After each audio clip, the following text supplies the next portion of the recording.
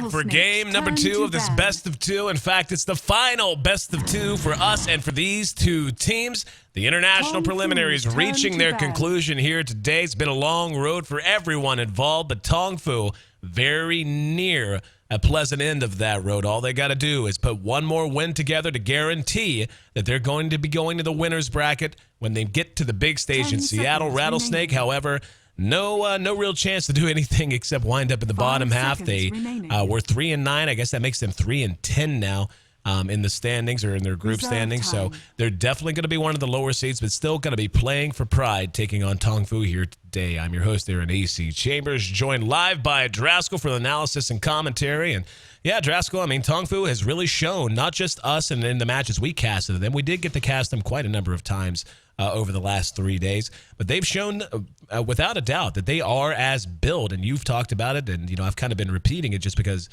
was relayed to you by a lot of your connections in the East, but the fact that they've just earned that reputation as a team that is a real dark horse in any tournament they enter, and they just quietly win. Yeah, I mean, TongFu, just really solid mechanically. They always have solid game plans, and they knew that last game that if it reached a certain point, their team was going to reach critical mass in terms of Rattlesnake just simply couldn't fight them anymore. It was going to be too difficult. Now, Kunkka Rum is something that can change the dynamic of a late game matchup a little bit, but it's certainly not going to be enough to surmount what kind of elite TongFu had after the mid game. So Rattlesnake kind of just fell apart. And again, that was, in my opinion, all due to pretty much execution errors. So we'll see what kind of strategy Rattlesnake want to go for here in game 2.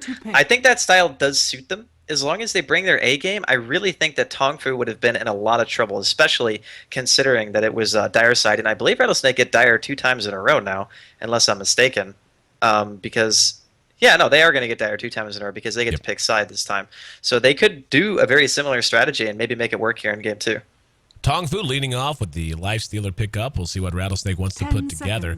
But yeah, coming back around to what you were saying, it's a first pick Ursa. It's totally standard because, that's what we see is first pick Ursas. And, like this actually makes me happy. And I can tell you, well, I'm not going to get ahead of myself. I see a first pick Ursa. Ursa's not going to get banned, okay? Like you can hold on the Ursa. I'm pretty sure you're going to be able to grab him after the second phase. So when I see something like a first pick Ursa, like that almost screams to me. And IO Ursa, I have been harping forever that IO Ursa, and we got to see it when Team Liquid ran it to extreme. No, was it IO Ursa? Yeah, it was. They did the IO Ursa. So yeah, we did see IO win once. But anyway, Rattlesnake grabbing the big old bear and the little ball of energy. But when I see something like this come out with the Ursa pick right off the bat, I can't help but wonder if it's not Rattlesnake just saying, you know what, we're just going to have fun. We're going to go try something different in a competitive environment on LAN and see how it works out. It wouldn't shock me, honestly, just because they don't have a chance of getting in the upper bracket anyway. Right. I mean, let's be frank. They've pretty much solidified the fact that they will be in the lower bracket. And if they want to try to do something that's a little bit out of their comfort zone on a big stage against a very respectable team, then power to them. Because even if it's just to have fun, having a little bit of a breather between now, of course, tomorrow there's not going to be anything going on. People are going to be setting up in Benaroya, and then you go straight to the main stage. They're going to be playing on the first day. So if you want to start relaxing a bit, clear your head, try to think about what you're going to run against the teams that you're going to get matched up against, that's fine. TongFu, they're taking this pretty seriously, though. The Lifestealer Chen, incredibly strong combination, obviously. And the one thing about picking Ursa this early is if we're let's just not assume that Rattlesnake are just messing around and they want to win. You can pick things like, heck, Beastmaster, especially Viper, is shown to be very strong against heroes like Ursa. There's a lot of heroes in the pool who just make Ursa's life hell. Oh, and don't forget Clockwork, who they can definitely run as well. Most Eastern teams are very proficient at that hero. But I'm interested to see how Rattlesnake actually round things out. I actually like heroes like Venomancer with Ursa, because unlike hard stuns that don't last that long, Gale lasts such a long time that your uptime on hitting somebody as Ursa is so much higher than normal. And even against a Lifestealer who has Rage, if you Gale before the Rage, you're still slowed.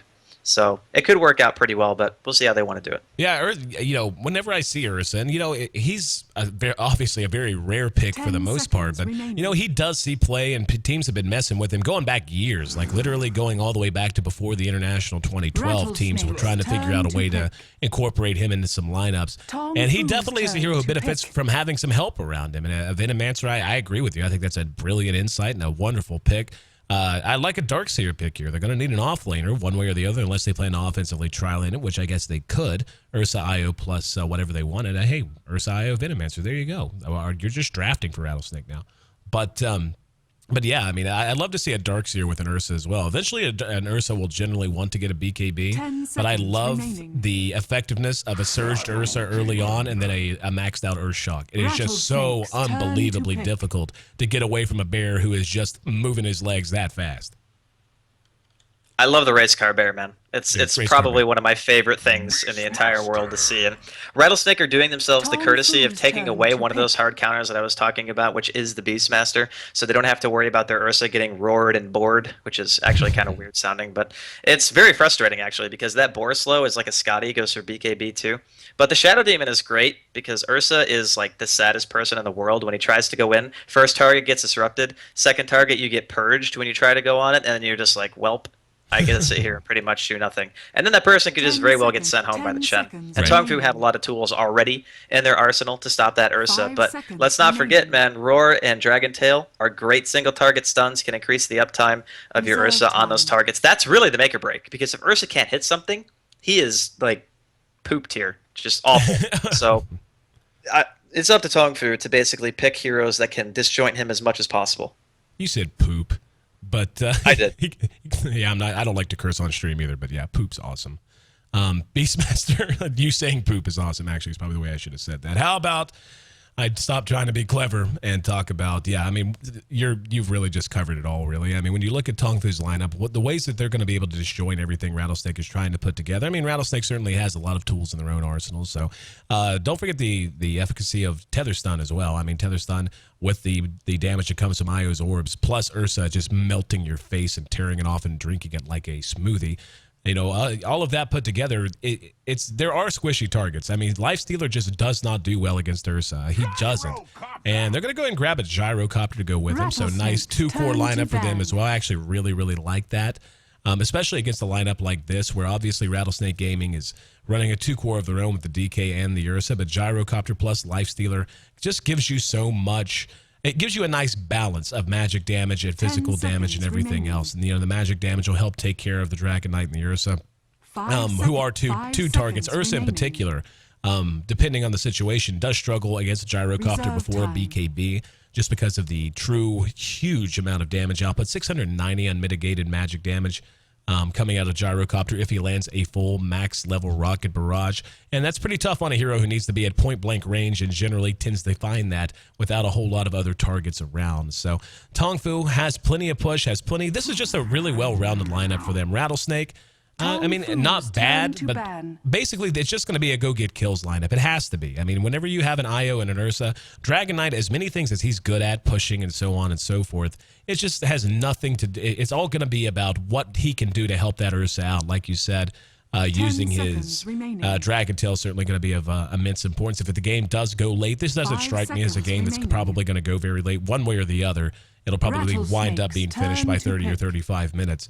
But if he does hit level 16, his Elder Dragon form with the free Scotty will certainly help slow things down as well. So just going to be a fun match to watch. And I think that's basically all we can say about it at this point, because really, unless the Ursa just gets out of control, it's going to be tough for Rattlesnake to do a whole lot against the slow push potential of TongFu. Well, Rattlesnake have an interesting team in that their late game potential isn't necessarily bad. We're talking about Overcharge and Beastmaster Aura. There are going to be some seriously high damage output heroes coming out from them. And of course, even in the late game, tethering the DK is actually an option because Overpowered gives you 400 bonus attack speed, right? You're totally capped. So the Overcharge is not really that useful on him. So in some situations, it might even be better to go for the DK and just give his Elder Dragon form that bit of a boost because his AoE damage output, like you mentioned, is going to be tremendous. So there's a lot of options actually in terms of tether targets right now for Rattlesnake. And you can even do it to the Beastmaster if you want to make sure he can get in range faster to Roar. There's a lot of useful things you can do with it. And Ursa crushes Gyrocopter. Like, you cannot stand toe-to-toe against an Ursa with pretty much any hero in the game. That's just what his purpose is, to be there and say, you know what? You can't do anything to me if I'm hitting you and you have to run. And now they round things out with an Enigma, which is supplementing their AoE team fight and their 5 versus 5 in general. And I like this primarily because as it stands right now, there's only 2 ways to stop his hole, and that's Shadow Demon and Gyrocopter's Missile, which some people hack. They don't even skill it because they just think that it's totally awful and it's never going to hit anyway. But it just gives a BKB on that Enigma, gives them the opportunity to just be like, yep, we can walk in casually, go for it. The Lifestealer is not going to be able to do anything. And unless they have good positioning on TongFu, you could just flat out lose the fight right then and there. And we are going to actually see the clockwork here from King J. So another hero to disrupt Lanham's Ursa. The clockwork pickup, as you said, rounding things out. I really do like the clockwork pickup in TongFu. We've seen King J play clockwork before. The guy's absolutely phenomenal with the hero. And really just looking forward to see how this is going to pan out again. It's I don't like to get too much into the conjecture of it. I do feel like Rattlesnake, they're not going into this with the intention of losing, so don't misunderstand me. But I do definitely think with this being the last true preliminary match that they have, they just want to try something out. And these matches are often the most fun. But TongFu certainly, as we've talked about, this is very serious business for them. And I don't know. I haven't had an update on what's going on with Liquid IG, but in that case, it's probably better for TongFu, just in case they do lose. I'm not sure what the state of things would be. I think they'd be forced into a playoff or something like that if they do. If IG beats, if they split this series and IG beats Liquid 2-0, I think that forces a playoff. I think so. I'm not sure, and I think that would actually leave Liquid on the outside looking in. If I'm not mistaken, I may have that. I may have that inverted, but I'm pretty sure that's the state of things. But at any rate, both teams just coming out and wandering around the map, getting in position. So we'll run through the lineup, see who's handling who. We'll have Hao, who played a phenomenal Spectre in Game 1. This time he's going to be flying around as a cantankerous old gyrocopter. We'll have King J on our clockwork, as mentioned. Really a standout player on that hero. San Shang will be playing your Shadow Demon with Chen, handled by Banana. The Lifestealer going to be farmed up by Moo. And Moo really, in my mind, the MVP of Game 1, hands down. On the other side of the river, we're going to have Luo playing on our Beastmaster, going to be helped out by Sag, who is going to go ahead and take a creep away from the off lane, give him a little bit of help with Equilibrium early on. Icy will be playing on our Dragon Knight, and it's going to be a Dragon Knight that is by himself. He's actually not going to be setting up shop in mid, which is where you tend to see them. We're going to have Kabu playing on our Wisp with the Ursa, handled by Lanham, and being run mid. And, mid Ursa is actually more common than you think. I've seen mid Ursa probably, I don't know, this is 5-6 times in my casting career. Well, the thing about mid Ursa is he can actually span the lane out relatively well. Urshock is such a low mana cost nuke, and it's 75, and the cooldown's not that long either. But he sees a gyro, and he immediately says, nope, don't want any part of this. Maybe they were expecting that it could have been the clockwork mid, and actually don't even have time, because the first blood happens bottom lane. Luo just gets caught out of position. Shadow Demon Disruption, followed by Open Wounds. Pretty strong. So now Moo has boots, and TongFu, once again, off to a great start. Yeah, that's, didn't really expect that. I mean, you figure a Beastmaster is going to come to lane and realize that whenever you're up against a Lifestealer, who, and obviously there's no way to know what he's skilled, but you can figure with a Shadow Demon in lane with him, Open Wounds is what makes the most sense. And yeah, like you said, a great start, first blood gold going the way of Moo, and getting that Lifestealer off to a good start, or allowing him to get off to a good start, is certainly not the game plan if you happen to be in TongFu shoes. King J trading blows with the little Star Trek sounding IO, soaking up some experience while Lanham eats creeps and such here in mid. Hal taking on Icy, and Icy will be able to put up with some flat cannon harassment, of course, because of the strings of Dragon Blood, but for the most part, he'll do okay, but he's not going to be doing amazing or anything. Yeah, I mean, once he gets the bottle, he'll be able to just spam the Breathe Fire. Very typical. A Dragon Knight mid. I mean, this is a hero who is so good in mid just because he's very similar to Mag, except instead of being an initiator, he's just a brick wall, and you walk into things and you turn into a dragon and you kill buildings. It's kind of DK in a nutshell. So I don't mind this choice, honestly, by Rattlesnake to put the DK mid, just because obviously the Ursa is going to be doing pretty badly against him. That's why he immediately left. But when you have a DK mid, Gyrocopter leaves lane, which he will, because his level 6 is strong, Icy can counter pressure the tower really easily with Dragon Form, and wow, Luo actually gets a solo kill on Sanshang, chasing him down with the haste rune for days. Very nice. I was actually watching him. I was watching that all the way from the river, and Sanshang knew he was in trouble immediately, because he went down, spotted it, disrupted him, and took off running, and Moo just couldn't get there in time to do anything about it, so Luo getting a little bit of payback up at top. King J's been initiated on. Urshock is available. He's going to try to salve this. Urshock does catch him. caught him and he's slowed, that's going to be a death, and that's not what you want to give an Ursa early on. Do not let that hero snowball. And a kill before 3 minutes, certainly a nice way to get a bear rolled up into a snowball. Yeah, that's very, very nice. And Lanham getting the actual 2 points into Earthshock, not a single point in overpower yet. I'm sure when he hits 4, he's actually going to decide to change it up and put 1 in. Sometimes, actually, people go 1-1-1. Liquid did the same thing with their Ursa the other day when they ran it to great success. And it's just because overpower actually gives you more damage than an extra point into Earthshock. It only scales by 50 damage, which isn't tremendous, but it's not too bad. And Sensheng and Banana here looking for a kill. They might just find Sagam, but Sagam has some sick awareness, man. He will make it to the low ground, and just not enough time for Sansheng to get off the disruption. And on the topic of Ursa, some people sometimes just forego their free mana costless ult too. Remember that? Oh man, let's not get into that, please. Please. I know he had to have been trolling, but I'm just like, I was upset about that. You picked a hell of a time to troll. Like I thought about it. I can't think of a good reason. If you can't think of a good reason, you know I'm not going to be able to think of a good reason. Yeah, sometimes you just forego the free ult, the free damage, because, you know, whatevs. But all over the map, things have settled out a little bit. We can see tops on the CS is going to be our Gyrocopter, who's resting at 24, 22 on the Lifestealer at the moment, 19 for our Enigma. Coming up in third position, of course, he did get run out of the jungle momentarily, but staying alive, usually worth being run out of the jungle. And Moo is just living life, man. He is behind, he is between towers, and he's daring Luo to do anything about it. Just cutting creeps. He's got open wounds. Yeah, screw it. Let's go ahead and go for a kill. The boar is there. Here comes the Shadow Demon as well. And Luo for the disruption just as the last auto attack was going to connect anyway. But nonetheless, they get it. Looks like they just killed Ursa, or Ursa just got another kill. And yeah, Lanham's living life in large and in charge as well. So what it's going to end up being is which is gonna snowball worse. Is it gonna be Moo? Is it gonna be Lanham? Problem for TongFu is that Ursa just kind of beats a Lifestealer in many situations. Well, pretty much every situation, actually, unless Moo somehow transcends mortal men and just has all the farm in the game, which right now he's actually doing a pretty good job of achieving. And Hal in trouble here in mid. Might get a kill on Icy before he dies. Nope, he won't die. He's actually quick enough that he will be able to make it away. The Eidolon damage just not there. Icy able to survive as well. And it takes a sip from the salve of his buddy. And nope, thought it was going to be popped by the rocket flare. Not the case.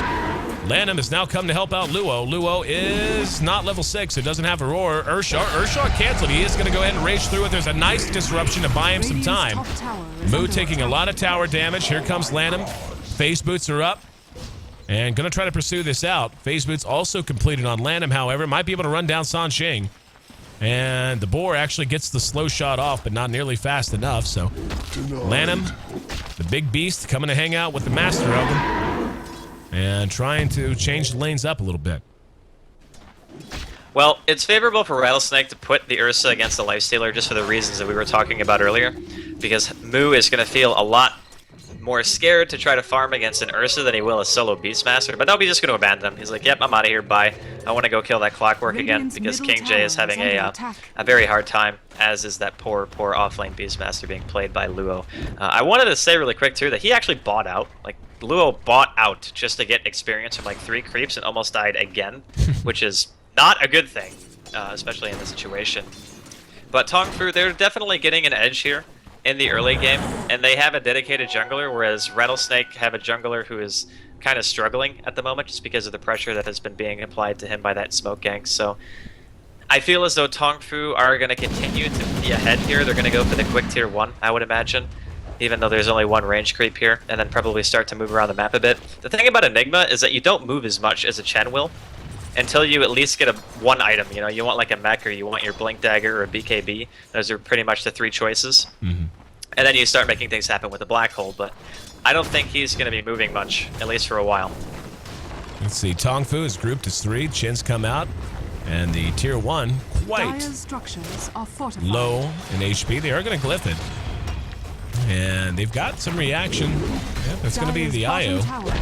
Tried to go, well, no, never mind. Thought they were going to try to go for deny, but not the case. And the other 2 will go ahead and pull back. So right now, the map's staying pretty quiet. King J is getting a nice amount of experience, though. It's 7.5 minutes in. He's an off-lane hero who died twice, and despite it, he's still almost level 6. Shoots off the rocket flare and double checking to see that Ursa and Roshan aren't high-fiving each other, but 8 minutes in, 5 kills on the board, and all the gold going to TongFu in terms of advantage as well as experience. Yeah, they're gonna get Roshan here too. Oh man, he actually ulted. Wow, that's really surprising actually. They smoked in. Maybe TongFu doesn't expect him to be going for such an early Roshan. But yeah, nope, they don't have any idea. The reason you don't ult, by the way, for anybody who doesn't know, I'm sure most people do, but Enrage has a global noise. It's very similar to Pudge dismembering somebody. So that's typically why you're not supposed to do it. And yeah, they're gonna rocket the pit, but it's way too late. Like, this thing is gonna be dead by the time anybody from TongFu gets here. So Lanham, he's gonna secure himself an Aegis. And that's going to be pretty good, actually. And TongFu might go in. Wow. Yeah, why wouldn't they? They've got him cornered. That's a free Aegis. No way he can get out. And yeah, they just took that. Yeah, now they've got 2 Centaurs in position. And level 6, yeah, they're just going to blow him up. And Io, no, did he get him home? He did not. So Kabu, unable to bail his buddy out. Certainly a nice effort out of Kabu, though. Got to give him credit there. Why would Sagam run? I mean... Okay, even though we know that he's going to die again, or excuse me, die the first time because he teleported or tried to save the Ursa, you're an Enigma with the Black Hole and you just saw Call Down, you could very easily walk in and Black Hole and probably not get interrupted. The Shadow Demon was the only person at that point in time who could have stopped him because the Clockwork wasn't even there. So they could have turned it around potentially, especially with the burst damage coming out from the Dragon Knight. He had full mana at that point in time and full HP, but they just gave away their Ursa. Speaking of Call Down, there's going to be another free death on Kabu. Just kind of showed up and died. Now here comes Lanham, Moo back, and we'll see if they're going to turn. They've got, nope. But they might try to turn and maybe, perhaps reinitiate, but not going to be the case. There will be Hal spawning a double damage rune. He'll be quite happy to pick up, though. But nonetheless, what could have been a nice advantage for Rattlesnake given away just as soon as they get it, and they end up feeding a couple of extra kills on top. So 5-3 is where things stand. They are going to go ahead and hook up now. Looks like they do want to force a fight at the tier 1. Black Hole is available if he wants to use it. That Elder Dragon form should be wearing off real soon, though. And yeah, only about a quarter time. Here we go. Dragon Tail on the Moo. That double damage active on Hal. He's got a homing missile on the way. Luo is level 6, so he has Roar, and that alone might be enough to make them back off, at least for the moment. It's good for Rattlesnake to back here. It's too risky to go for a tier 1 after you just lost your own tier 1. Your Roshan didn't work out. And no one really on your team has much of anything except for the Ursa. And TongFu are pulling farther and farther ahead in terms of overall farm. We saw Howie's leading the way right now with 65 CS, and Lifestealer's right behind him with 54. And Moo's going to be having his armlet probably, I don't know, like 3 creeps. So Rattlesnake, their game plan so far hasn't necessarily come to fruition. We haven't seen much movement at all out of the Wisp because Kabu just barely got 6. But now that he has it, they could potentially go for TP ganks. The problem with that is that all the members of TongFu are pretty much in the same vicinity. They're either around mid or bottom, which is a pretty close space that you don't want to try to go into by yourself, especially when they're still tier 1 standing, because the reaction from the supports can be that fast. So there's not really much room for this combination to work yet. When you have a Wisp on your team, the more towers you take earlier, the better, just because it makes more space for you to abuse, where you can have Lanham sitting on one side and Kabu on the other. But it does look like they are going to defend this tier 1. Moo does not want to give away their even off-lane tier 1 for any reason whatsoever. And Rattlesnake, they need to do something, but honestly, it's very difficult to do much at this point. Just heard a roar out in mid. Here comes Io. They're going to land in. Kabu trying to come save somebody. But Luo's actually going to get away. Kabu's just going to end up... No, actually, that disruption is just going to buy more time for him to end up heading back from whence he came. And yeah, he'll make it back safely. Rest of Rattlesnake not quite as lucky. Flat cannon. Ooh, I thought maybe one more shot would have been available from Hal. And the Enigma just barely dodging that last flat cannon bullet. But now pushing into the tier 2 mid. And yeah, right now, like... This is kind of what you expect whenever you see an Ursa that just doesn't get out of control. Whenever you have 2 carries on the enemy team that are bigger and badder than Ursa are, you're just not going to get a whole lot done. It's just, you can't draft that hero and not just have him go berserk. That's how the hero functions. Yeah, and he needs a BKB too, and that's another problem, because if he doesn't get one, then he's going to be hard-pressed to walk into these team fights without that Aegis. That was so important to Rattlesnake, because Ursas need to be focused down straight away, right? So you would call down, hook him, put him in cogs, kill him, which is pretty much exactly what TongFu did minus the hook, because he wasn't there for the first time. They went in the Roshan pit and went for the Aegis, but now they don't have that luxury. They can't use that as a form of initiation, and speaking of initiation, they don't have any at all, except for a Wisp teleport, which is very easily counterable by TongFu's lineup. All King J has to do is walk on where the Wisp is teleporting and cogs. And then it's like, well, crap, what do I do now? TongFu pushing down the tier 1 top, gonna push on through, and yeah, I mean, Rattlesnake is gonna have such a hard time having any kind of fight potential. But yeah, immediate open wounds on Icy. There's the ward to shut him down. Cooldown's gonna be there. They're gonna land right in, and Earth's gonna be slowed down by it. There's the cog on top. King J going to town along with Moo. Black Hole though, gonna lock him down. Land him, still ends up dead. And Sag, nice effort, but at this point, just the damage output's way too high. And they all limp away with very little health, but they are still alive. Lifestealer does not have Infest available, or Lanham following the buyback. Following the buyback. Trying to chase him down. Moo doing the armlet toggle. Does it look like they're going to be able to do anything? Yep, and Moo will be sent home by Chen. He's going to just rage in and do some damage on his way out to be cheeky. And Sansheng, the lowest available outside of the well, but nonetheless, another big win for TongFu. The tower does still stand, so at least they've got that going for them, but more kills going their way. They're now doubling them up. 12 kills in a 14-minute game, but 14-minute game, they quietly amassed Rascal almost that 1,000 gold per minute lead mark that, you know, we saw it yesterday, Alliance versus Liquid, and something I had never seen, which is a team hold that mark for 10 straight minutes. But nonetheless, I mean, you're talking in the vicinity of 11,000 gold overall advantage they've earned in just over 14 minutes. This is what happens when you have a game plan that consists of one hero doing very well, as you had mentioned earlier, and Lanham has not really had that game. And it shows what happens when he's dead early on in a team fight. When they pushed into that tier 2, that Ursa was dead by the time Sagan was able to black hole, which means their single target damage output basically drops to nothing. And the Lifestealer is able to do pretty much whatever he wants. So TongFu, like I said, all they have to do is focus him really hard, and he just dies. They don't have any way to back him up, except if they want to try to use, I guess, a black hole or a roar to peel Moo off of him or something like that. But even if they do that, he's still going to be stuck in cogs by King J. He's still going to eat a call down, and he probably is still going to get Demonic Purge too. There is only one priority target on the side of Rattlesnake for TongFu, and that's the Ursa. If the black hole comes out, it hit 2 people last time, which isn't necessarily horrible, but if there's no damage, who cares? And right now, TongFu in utter control of their fate and looking to be amassing for what could be their victory march into the winner's bracket. Only 2 outer tier towers remaining. They have not lost the tower, by the way. That's another thing that might change right now. But when you look at the push potential that Rattlesnake has, it's not bad. Eidolon's push like hell. Now we're going to have Luo open wounds. He's going to rage. He's going to be roared because of it. And yep, there's the hook. Going to catch up with Icy. Sansheng comes in. Catches Luo as well. There is going to be the IO teleport. How eating a lot of damage. Finally, Lanham might get a kill. No! The slow from call down too much. Now How wants to re-engage. He's going to come out and help out Moo in getting the kill. Lanham turns the fight and finally will get one good swipe. Might get Sansheng if he's not careful. But King J right on his hip. And gonna catch him with the cogs. Brings him back. And you better kill him quick. There you go. That's a 4 for 1. The gyro could have gotten away. But yeah, I mean, just how easy it is to kite the Ursa we're beginning to see. And call down is excellent for that purpose in and of itself. Yeah, there's just so many ways to peel this Ursa, essentially. And the unfortunate part is, even if you get a BKB, you still get slowed by call down if it hits you. So that's not even really going to help the situation. And wow, Banana gets a deny in a tier 1, and Sagam is now renamed Sadam. He just teleports back to base in shame. But Rattlesnake, obviously in a gigantic deficit here.